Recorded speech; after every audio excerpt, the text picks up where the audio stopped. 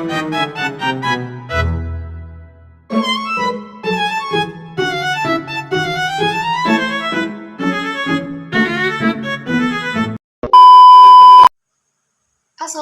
warahmatullahi wabarakatuh. Halo semuanya. Yang terhormat Miss Dewi Sri Kuning, Sarjana Pendidikan, Magister Pendidikan, selaku dosen pengampu mata kuliah Broadcasting, dan yang saya hormati serta saya banggakan rekan-rekan mahasiswa Pendidikan Bahasa Inggris semester 3. Semoga kita semua dalam keadaan sehat walafiat. Ya, innal hamdalillah nahmaduhu wa nasta'inuhu wa nastaghfiruhu wa na'udzubillahi min syururi anfusina wa min sayyiati a'malina may yahdihillahu fala mudhillalah wa may yudhlilhu fala hadiyalah amma ba'du. Puji syukur kehadiran Allah Subhanahu wa taala karena atas rahmat dan hidayahnya kami masih bisa diberikan kesempatan untuk mempresentasikan apa yang telah kami diskusikan mengenai materi tentang jenis-jenis radio dan alat-alat penyiarannya. Nah, kami dari kelompok 2, tentunya saya sendiri Paradita Aryani, dan ada pun beberapa rekan-rekan saya yang akan menjelaskan tentang alat-alat untuk penyiaran radio, lalu jenis-jenis radio. Nah, sebelum memasuki materi inti, saya akan menjelaskan sedikit latar belakang dari radio. Jadi, radio sebagai media komunikasi massa tertua yang berbasis gelombang elektromagnetik telah memegang peranan vital dalam sejarah peradaban modern. Kehadirannya bukan hanya sekedar media penyampaian informasi dan hiburan, tetapi juga katalisator perubahan sosial, politik, dan budaya di seluruh dunia. Nah, jadi pada masanya radio ini memang sempat hype karena radio ini dijadikan sebagai alat komunikasi antara satu orang dan orang lainnya atau informasi-informasi penting ketika mungkin pada saat masa penjajahan. Lalu ketika proklamasi diumumkan di seluruh Indonesia itu juga melalui radio. Jadi radio itu sangat penting pada masanya. Bukan pada masanya aja, tetapi mungkin sekarang juga masih relevan, namun karena terjadi perkembangan zaman, radio ini semakin tidak terlihat. Nah, itulah yang menjadi PR bagi para penyiar, gimana sih caranya supaya kita tuh bisa mengikuti perkembangan zaman. Contohnya kayak membuat podcast, gitu kan banyak banget ya platform-platform untuk menyebarkan informasi tersebut gitu. Nah, kisah sejarah radio sendiri merupakan narasi tentang ketekunan ilmiah yang bermula dari pemahaman teoritisnya tentang gelombang elektromagnetik yang dirumuskan oleh fisikawan seperti James Clerk Maxwell yang kemudian dibuktikan secara eksperimental oleh Heinrich Hertz. Puncak penemuan fundamental ini adalah upaya-upaya praktis dari Guglielmo Marconi yang berhasil mengembangkan teknologi nirkabel yang fungsional dan membuka jalan bagi era siaran suara yang sesungguhnya. Penemuan krusial pun ditangkap dan ditransmisikan melintasi jarak yang jauh, mengubah radio dari sekadar alat komunikasi poin ke poin menjadi media massa yang inklusif. Nah, meskipun saat ini dunia dibanjiri oleh media seperti televisi, internet, dan platform streaming, radio tetap mempertahankan relevansinya yang unik nih kawan-kawan. Radio memiliki jangkauan yang sangat luas, mudah diakses, dan seringkali menjadi sumber informasi tercepat, terutama dalam situasi darurat atau di daerah terpencil. Mungkin minusnya kalaupun lagi hujan atau ada bencana alam lainnya, agak terganggu ya sinyalnya ya, karena itu tadi teman-teman, setiap hal itu ada plus minusnya. Untuk memahami keberlanjutan daya tarik ini penting untuk kita mengupas tuntas nih operasionalnya, karena tadi saya sudah menjelaskan sedikit ya latar belakang tentang sejarah radio, dan mungkin dari kelompok sebelumnya juga sudah menjelaskan tentang radio. Jadi pada sesi presentasi lewat video ini, kelompok kami akan menjelaskan apa sih alat-alat yang dipakai oleh penyiar, serta jenis-jenis radio itu apa gitu kan. Nah, tapi terdapat rumusan masalah yang sudah kami rumuskan. Yang pertama, kita akan membahas apa aja jenis-jenis radio. Lalu yang kedua, apa aja yang termasuk ke dalam alat-alat penyiaran. Nah, langsung aja kita ke sesi berikutnya yang akan dipresentasikan oleh teman-teman saya. Check it out! Jenis-jenis radio. Radio analog.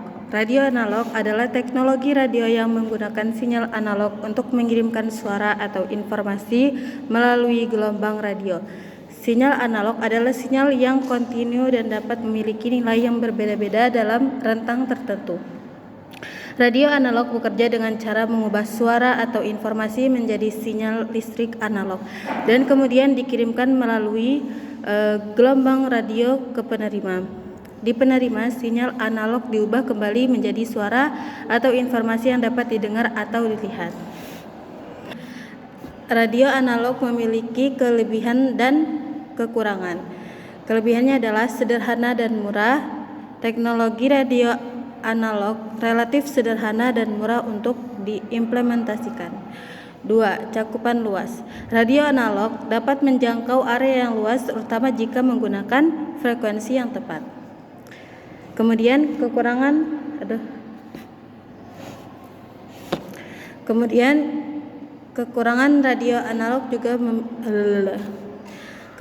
radio analog juga memiliki beberapa kekurangan seperti kualitas suara yang terbatas. Kualitas suara radio analog dapat terganggu oleh noise dan interferensi.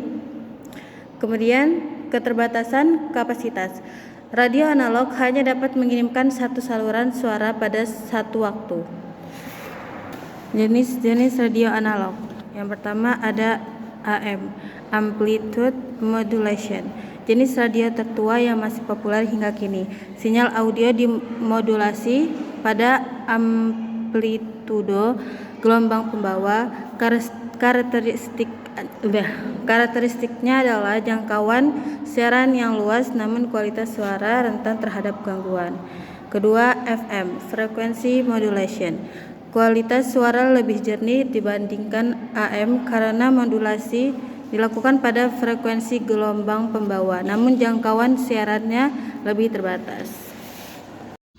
Saya akan melanjutkan materi tentang jenis-jenis radio, yaitu radio digital, kelebihan radio digital, dan kekurangan atau kelemahan radio digital.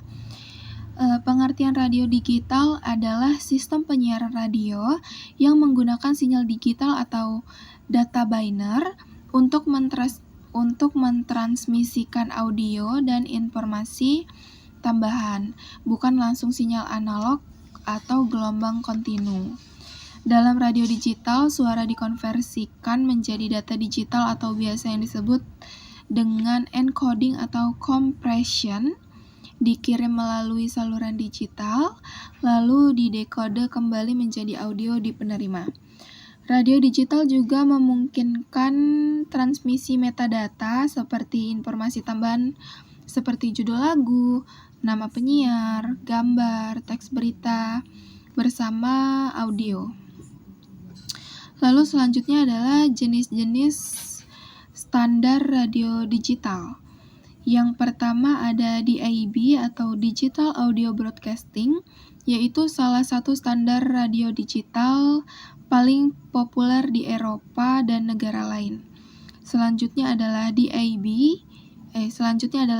Plus, yaitu versi yang ditingkatkan lagi dari Digital Audio Broadcasting yang lebih efisien dalam menggunakan bandwidth dan kualitas audio yang lebih baik. Lalu selanjutnya ada HD radio atau ABOC, yaitu in-band on-channel, sistem yang memungkinkan penyiaran digital pada frekuensi yang sama dengan radio analog misalnya FM yang umum digunakan di Amerika Serikat. Lalu selanjutnya ada internet radio atau webcasting radio digital yang disiarkan lewat jaringan internet, bukan melalui gelombang udara tradisional, bukan radio udara digital teknis, tapi sering digolongkan dalam radio digital. Lalu selanjutnya adalah kelebihan radio digital, Yang pertama, kualitas suara yang lebih baik dan lebih jernih karena sinyal digital tidak mudah dipengaruhi suara noise atau interferensi seperti statis, dengung, atau desis khas radio analog. Tapi, jika kualitas bitrate terlalu rendah atau sinyalnya lemah, kualitas bisa menurun secara drastis. Lalu kelebihan selanjutnya adalah kemampuan membawa banyak stasiun dalam satu saluran. Karena penggunaan multiplexing dan konferensi, satu saluran digital bisa membawa banyak channel atau stasiun radio. Ini meningkatkan efisiensi spektrum dan memungkinkan lebih banyak variasi stasiun. Lalu kelebihan selanjutnya adalah fitur tambahan atau metadata. Radio digital dapat menampilkan informasi seperti judul lagu, tema penyanyi, logo stasiun, teks berita, bahkan gambar atau slideshow. Beberapa sistem memungkinkan fungsi seperti pause, rewind, atau penyimpanan siaran untuk sementara waktu. Lalu kelebihan yang keempat adalah penggunaan kanal lebih baik karena radio digital bisa memadatkan data dan menggunakan metode multiplexing. Spektrum frekuensi dapat digunakan lebih efisiensi daripada radio analog. Lalu yang kelima adalah kestabilan sinyal terhadap interferensi. Sinyal digital dirancang dengan koreksi kesalahan atau error correction, gangguan multipath noise, dan interferensi dibandingkan analog. Lalu kelebihan yang keenam adalah integrasi dengan sistem layanan tambahan atau interaktivitas. Radio digital ini memungkinkan penyisipan layanan tambahan seperti berita lalu lintas, data darurat, informasi iklan interaktif, dan sistem peringatan atau emergency warning system.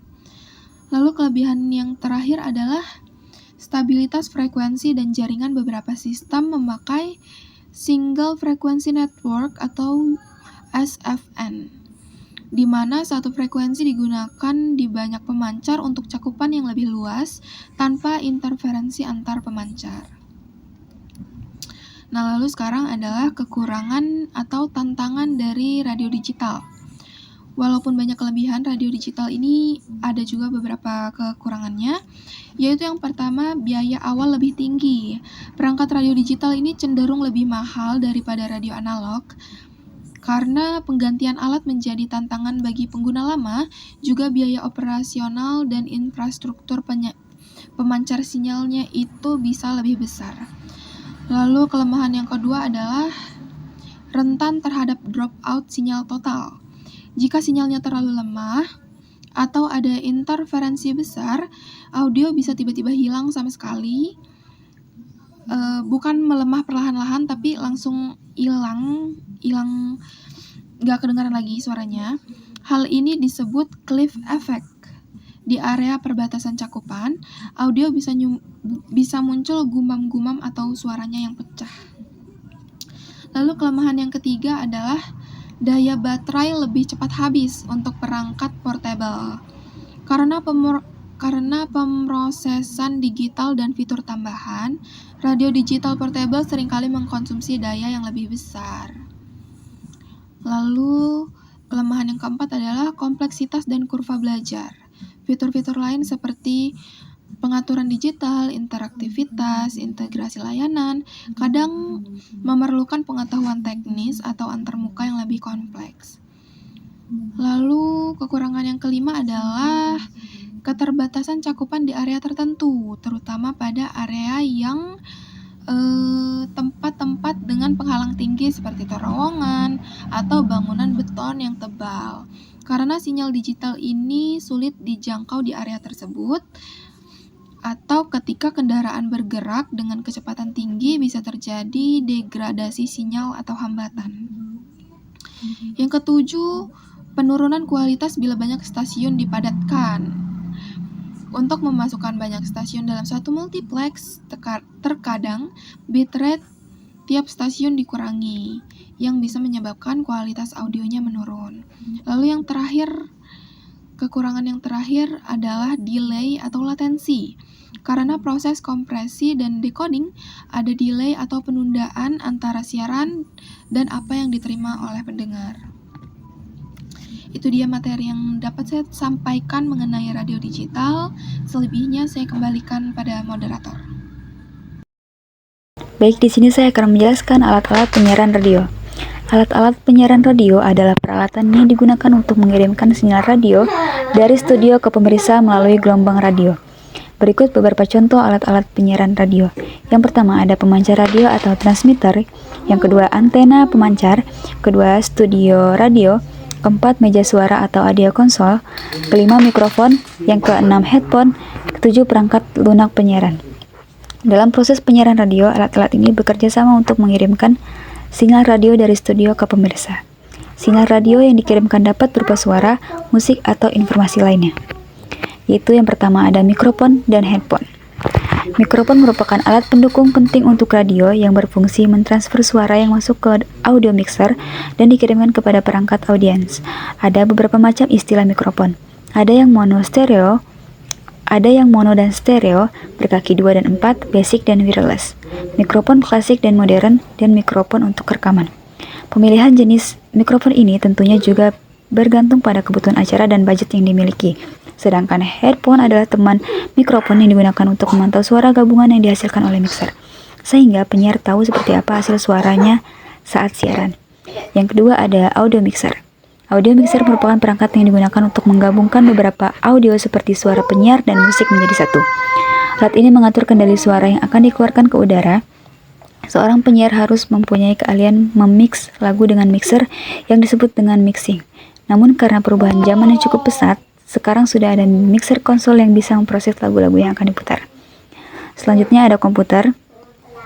Komputer merupakan salah satu alat pendukung radio di studio yang penting untuk mengolah data yang masuk, baik itu data audio, dokumen, maupun video yang akan dikirimkan. Selanjutnya ada software. Software dibutuhkan untuk mengolah semua data audio yang masuk ke komputer. Selain itu, untuk mengolah data, software ini juga dapat digunakan untuk mengatur tampilan output yang diperlukan untuk program multiview atau siaran langsung dengan video. Beberapa radio di seluruh dunia mempunyai software jagoannya masing-masing. Fungsinya untuk BRI sebelumnya sudah ada RBO, Aircast, maupun aplikasi swasta lainnya.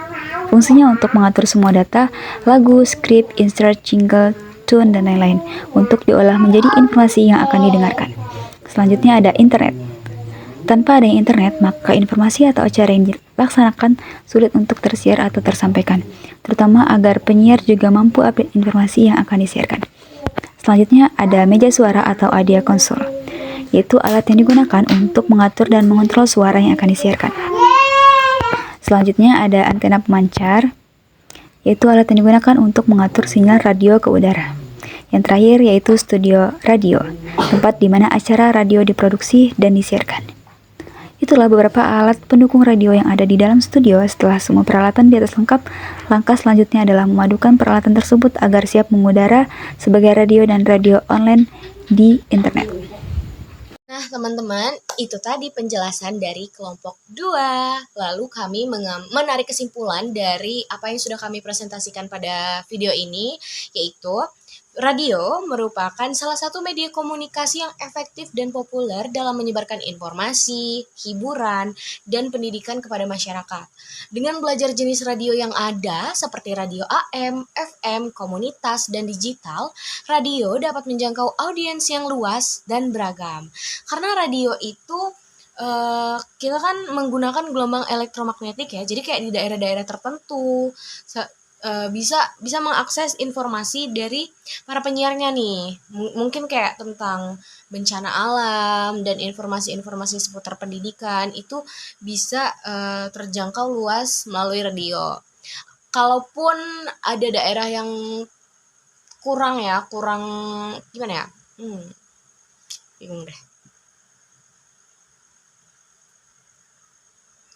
Sabar guys. Jawab saya tuh aneh loh.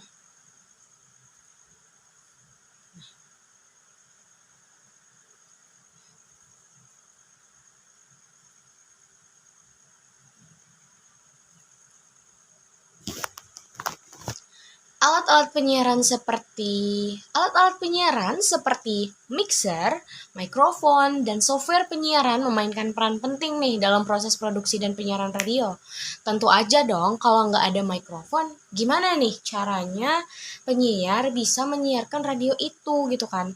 Terus kalau misalkan nggak ada software juga, gimana cara mengembangkan informasinya kalau nggak dari software-software tersebut gitu kan teman-teman. Lalu, dalam era digital saat ini, radio juga terus berkembang dan beradaptasi dengan teknologi baru seperti podcast dan media-media lainnya yang dapat dijangkau. Jadi radio itu nggak cuma, biasanya kan kita ngeliatnya bentuk alat, tapi sekarang itu udah banyak banget kayak di Radio Wijaya contohnya udah ada live-nya, jadi kita bisa akses melalui handphone gitu. Oleh karena itu penting bagi para profesional radio untuk terus memperbarui pengetahuan dan keterampilan mereka agar dapat bersaing dalam industri yang dinamis ini. Adapun saran dari kelompok kami, 1. Pengembangan teknologi. Radio perlu terus mengembangkan teknologi penyiaran untuk meningkatkan kualitas siaran dan menjangkau audiens yang lebih luas. Yang kedua, pelatihan dan pendidikan. Para profesional radio perlu terus memperbarui pengetahuan dan keterampilan mereka untuk menghadapi perubahan teknologi dalam industri nih. Ya dong, karena kalau misalkan kita nggak ngikutin perkembangan yang ada, radio itu benar-benar ketinggalan zaman, teman-teman. Lalu yang ketiga, ada inovasi konten. Nah, kayak yang saya bilang tadi, inovasi konten. Contohnya kayak podcast ya. Misalkan hari ini kita podcastnya tentang artis nih gitu. Jadi kayak mungkin gosip-gosip yang lagi hot di dunia entertainment itu bisa kita siarin juga lewat podcast tersebut. Terus juga mengenai politik, ya kan? Karena kayak akhir-akhir ini kan lagi marak banget tentang demo, terus tentang perubahan undang-undang dasar, itu banyak banget. Dan kita bisa nyebarin informasi itu melalui podcast sesuai dengan topik-topik yang lagi hype saat ini. Yang keempat, ada juga kerjasama dan kolaborasi. Radio dapat meningkatkan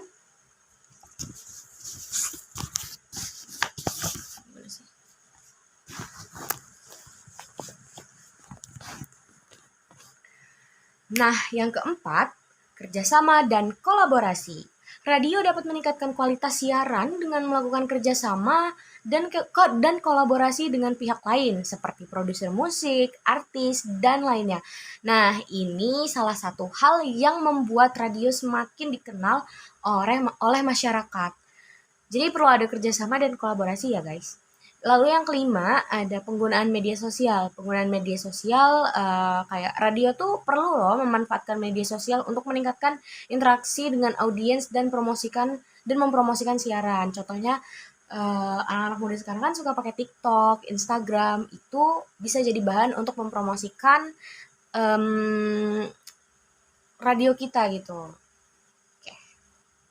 Oke, well, itu tadi presentasi dari kelompok 2.